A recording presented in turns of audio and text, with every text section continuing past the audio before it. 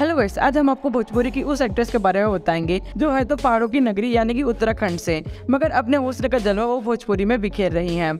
जी हाँ, वो कोई और नहीं बल्कि एक्ट्रेस श्वेता महारा है।